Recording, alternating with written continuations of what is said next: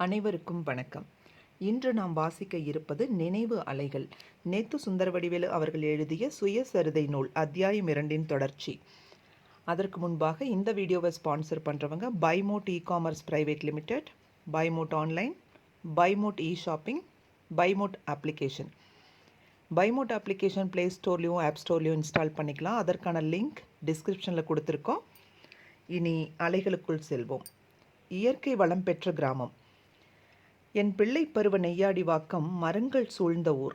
அநேகமாக எல்லா வீட்டு புறக்கடையிலும் சில பல தென்னை மரங்கள் இருந்தன, காய்த்தன. ஊர் தேவைகளுக்கும் அதிகமாக காய்த்தன. அக்கம்பக்கத்து ஊர்க்காரர்கள் திருமணம் திருவிழா தேவைகளுக்கான தேங்காய்களை வாங்கி போக எங்கள் ஊருக்கு வருவார்கள். ஊர் நீளமாக அமைந்திருந்தது. நீண்ட ஆற்றோரமெல்லாம் பனை மரங்கள் அடர்ந்து இருந்தன, காய்த்து நுங்கை வழங்கின.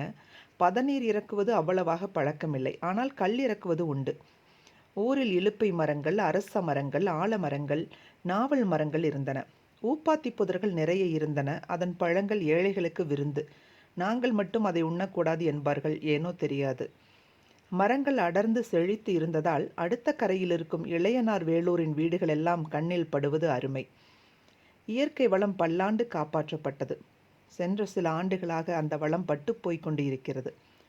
சமுதாயத்தில் எத்தனையோ நலிவுகளைக் கண்டு மாற்றேதும் செய்ய முடியாது புழுங்குவதைப் போல் நாடு தழுவிய இக்கெடுதியைக் கண்டு கண்ணீர் துளிகளை சிந்த மட்டுமே முடிகிறது.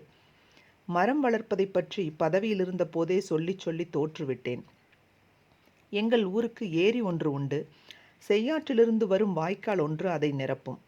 மழைக்காலமாகிய அக்டோபர் நவம்பர் மாதங்களில் செய்யாற்றில் வெள்ளம் ஓடும். சில நாள்கள் முழு ஆறும் நிறைந்து நுங்கும் நுரையுமாக ஓடுவதுண்டு.